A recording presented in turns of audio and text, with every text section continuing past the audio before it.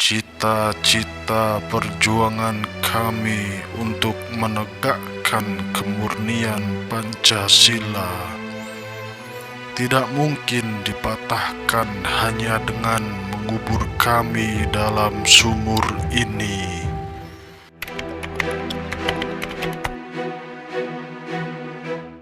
Hai guys, ketemu lagi dengan DNC Channel. Terima kasih sudah klik video ini. Nah, memasuki hari terakhir di bulan September, kita akan memperingati dan diingatkan tentang sebuah kejadian. Peristiwa Gerakan 30 September yang dimotori oleh PKI. Nah, apa motivasinya? Bagaimana kejadiannya dan siapa dalangnya? Kita akan bahas di video kali ini. Tapi sebelum kita bahas, ada baiknya teman-teman yang baru gabung dengan DNC Channel atau klik tombol subscribe-nya dan klik tombol loncengnya. Oke?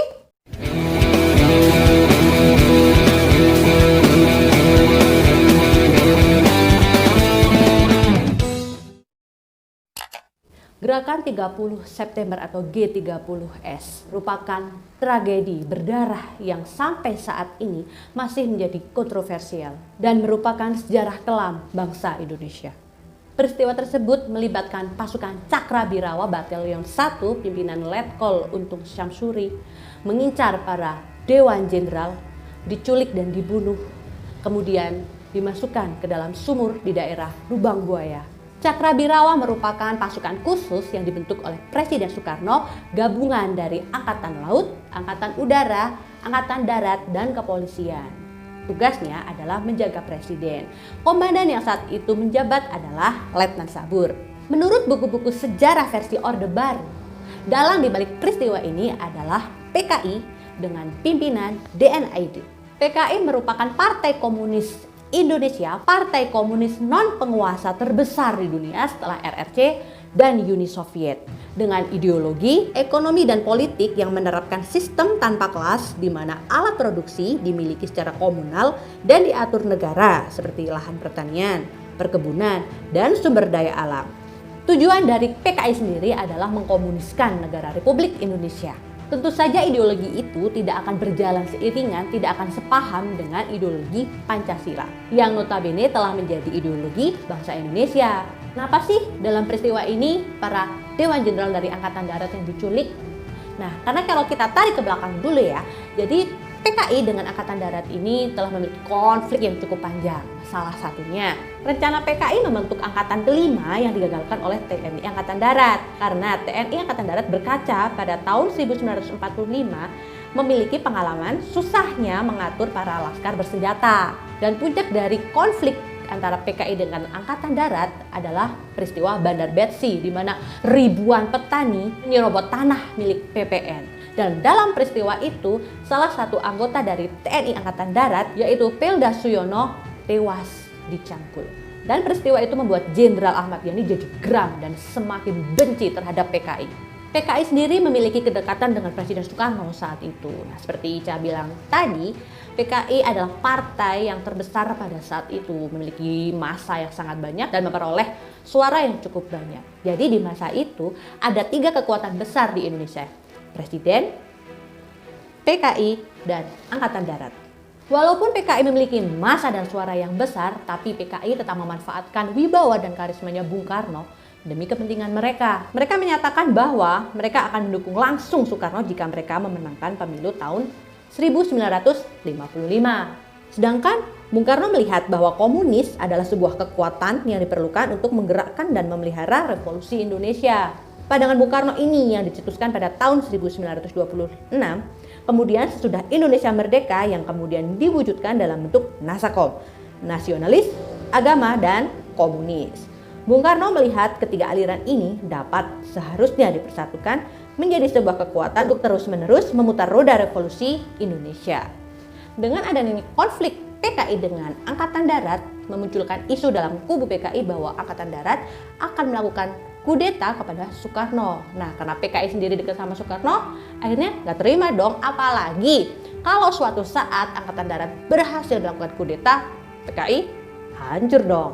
Akhirnya Edit punya inisiatif, gimana nih kalau Dewan Jenderal kita singkirin aja nih, antek CIA nih. Akhirnya mereka melakukan pertemuan dengan tokoh-tokoh lainnya membahas untuk menyingkirkan para Dewan Jenderal dengan sebuah gerakan yang akan dilakukan pada tanggal 30 September sampai 1 Oktober tahun 1965. Dengan pertimbangan, akhirnya Letkol Untung Syamsuri dipilih menjadi komandan dalam gerakan G30S ini. Alasannya yang pertama, karena Letkol Untung ini adalah orang baru di Jakarta, jadi belum banyak orang yang tahu siapa dia, orangnya seperti apa, jadinya ya aman lah.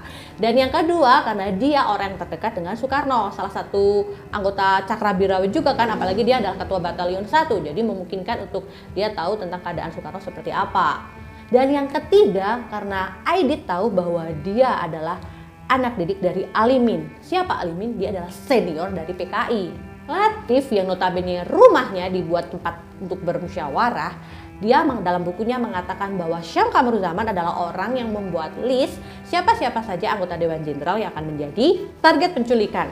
Dan ketujuh anggota Dewan Jenderal yang menjadi target adalah 1. Jenderal AH Nasution, 2. Letjen Ahmad Yani, 3. Maijen TNI Mas Tirto Darmo Haryono, 4. Maijen TNI Siswondo Parman, 5. Brigjen TNI Donald Ishak Panjaitan, 6. Maijen Raden Suprapto, dan ke-7 Brigjen Sutoyo. Oke, kita masuk ke kronologi gerakan 30 September. Peristiwa penculikan tersebut dilaksanakan pada tanggal 30 September hari Kamis sampai Jumat dini hari tanggal 1 Oktober. Pada pelaksanaannya, pasukan dibagi menjadi 3 kelompok, pasukan Bima Sakti, pasukan Pasopati, dan pasukan Pringgondani. Nah, pasukan Pasopati inilah yang tugasnya menjemput para Dewan Jenderal. Karena adanya isu para Dewan Jenderal akan mengkudeta Soekarno, maka mereka akhirnya diculik paksa dan akan dihadapkan kepada Presiden Soekarno. Rencana semula nih ya, mereka akan dijemput dan dibawa menghadap Presiden Soekarno dalam keadaan hidup. Tapi nggak tahu siapa, entah siapa yang memerintahkan. Oke, jemput mereka dalam keadaan hidup atau mati. Nah, siapa nih orangnya? Alasan yang digunakan untuk penjemputan ini adalah untuk menghadap Presiden Soekarno. Nah, dalam penjemputan ini mereka cuma diberi waktu 20 menit. Otomatis para pasukan buru-buru dong. Nah, salah satu Dewan Jenderal yaitu Ahmad Yani meminta izin untuk, aku pengen mandi dulu dong. Saya dikasih waktu untuk mandi dan berganti pakaian dulu. Tapi karena buru-buru ini pasukan ngomong, nggak usah Pak Yani, di istana ada kamar mandi. Nah, seketika Pak Yani marah dong.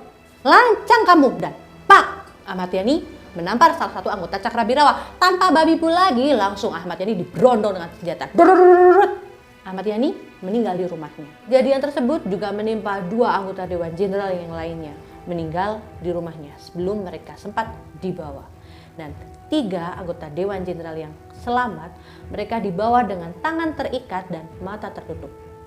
3, 6. Satu lagi kemana? Pak Jenderal AH Nasution berhasil meloloskan diri dengan cara melewati pagar tembok belakang rumahnya. Ajudan beliau yang bernama Pierre Tendean menjadi korban. Saat beliau tidur, beliau mendengar suara tembakan. Otomatis beliau langsung bangun, membawa senjata dan mengecek ke dalam rumah. Ada apa? Beliau ditanya, mana Nasution? Beliau menjawab, saya Ajudan Nasution. Tetapi pasukan tersebut dengarnya, saya Nasution. Akhirnya Pierre Tendean dibawa karena dikira Nasution. Pada saat memasuki rumah Bapak AH Nasution, Cakrabirawa memberondong dengan senjata. Kamar Bapak AH Nasution juga menjadi sasaran. Pintu tertutup tapi ditembakin. Nah, saat itu Ade Irma Suryani Nasution, putri dari Bapak Nasution, menjadi korban salah sasaran. Istri beliau lalu keluar kamar.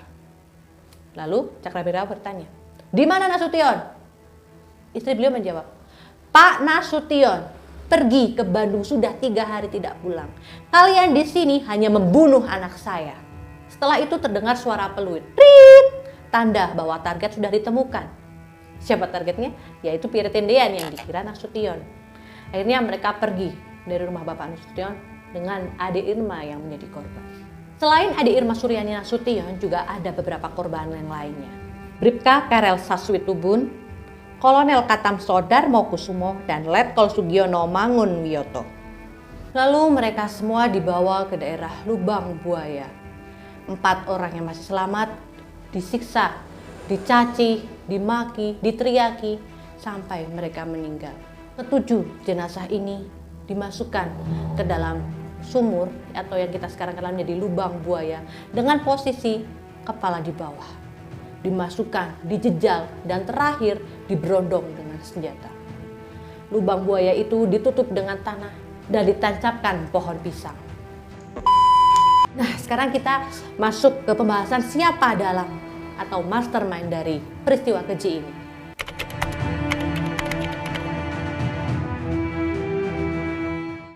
Yang pertama, Presiden Soekarno. Presiden Soekarno diduga menjadi dalang dari gerakan 30 September ini, mengingat beliau dekat dengan Partai Komunis Indonesia. Ada lagi teori yang mengatakan bahwa Soekarno memberi perintah untuk membawa 7 jenderal ini ke hadapannya karena dianggap tidak loyal dan tidak sepaham dengan Soekarno. Tapi dari pihak keluarga membantah dengan meluncurkan buku yang berjudul Soekarno Difitnah.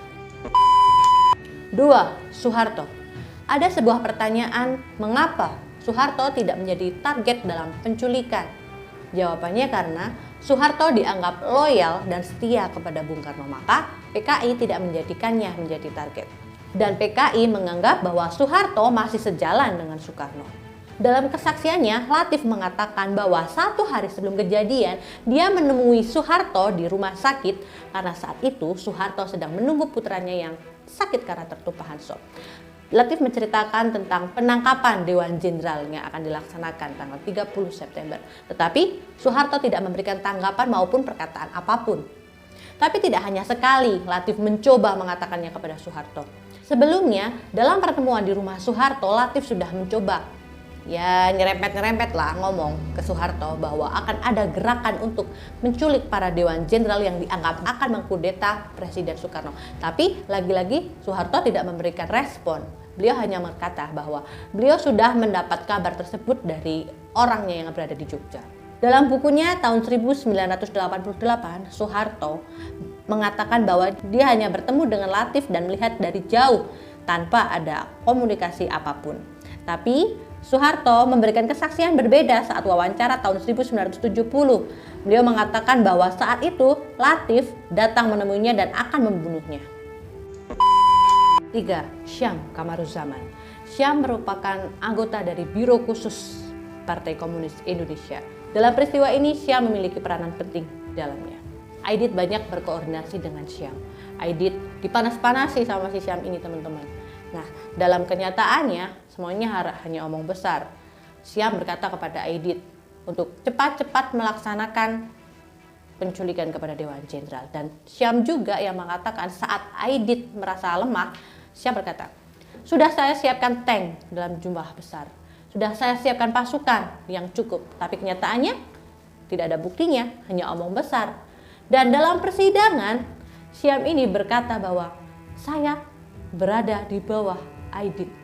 Nah, padahal seperti tadi Ica bilang, Syam inilah yang ngompor-ngomporin. Syam diduga adalah orang yang memberikan perintah kepada pasukan Cakrabirawa untuk membawa para jenderal dalam keadaan hidup atau mati. Padahal rencana semula harus dibawa dalam keadaan hidup. Keempat, Aidit. Nah, karena Aidit menjadi ketua Partai Komunis Indonesia, otomatis dia adalah orang yang diduga menjadi dalang dalam peristiwa tersebut. Tidak jauh beda dengan Syam sepak terjangnya. Tapi Aidit terlalu percaya pada omongannya Syam. Nah, sehingga apa yang sudah direncanakan semula menjadi porak-poranda, teman-teman. Setelah peristiwa ini terjadi, Aidit merasa ketakutan. Ya karena itu tadi, rencana awal berubah total. Rencana yang semula ditangkap secara hidup, akhirnya dibawa dalam keadaan meninggal. Hal yang membuat Aidit jadi kuat dugaan bahwa dia adalah dalang dari gerakan ini adalah seperti yang Ica bilang tadi, dialah orang yang berinisiatif untuk mengumpulkan tokoh-tokoh lainnya agar menculik para Dewan Jenderal dan membawanya kepada Soekarno. Nah, teman-teman semuanya, itulah 4 orang yang diduga menjadi dalang di balik peristiwa gerakan 30 September. Nah, kalau kalian sendiri percaya sama yang mana? Nah, atau kalian punya teori sendiri siapa dalangnya, kalian bisa tulis di bawah. Nah, setelah kejadian ini, para anggota gerakan ini pada melarikan diri. Nah, Letkol Untung ini dia membubarkan pasukan seperti membubarkan anak ayam, tanpa arah, tanpa tujuan, dan dia sendiri kabur. Setelah itu, para tokoh-tokoh yang terlibat langsung mereka tertangkap, diadili, dan diberi hukuman mati. Kecuali Latif. Latif diberikan hukuman seumur hidup. Karena apa? Kenapa dia tidak diberikan hukuman mati? Karena dia menyimpan rahasia besar Soeharto. Nah teman-teman semuanya, itulah pembahasan kita hari ini tentang peristiwa gerakan 30 September dan siapa orang-orang yang diduga menjadi dalang dalam peristiwa tersebut. Kalian bisa menilai sendiri. Dan ketujuh anggota Dewan Jenderal yang telah gugur ini dianugerahi sebagai pahlawan revolusi. Dengan kita mengenang para pahlawan revolusi dan mengingat peristiwa gerakan 30 September, semoga bisa menumbuhkan rasa nasionalisme dalam diri kita. Dan peristiwa kelam seperti gerakan 30 September ini tidak akan pernah terulang lagi pada bangsa Indonesia. Oke teman-teman semuanya, terima kasih sudah menonton video ini. Jangan lupa di like, komen, sama di subscribe, di share juga ke teman-teman kalian ya.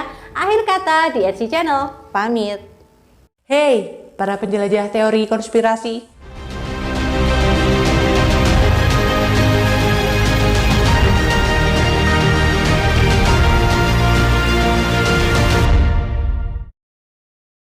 Selamat terjebak di channel kami.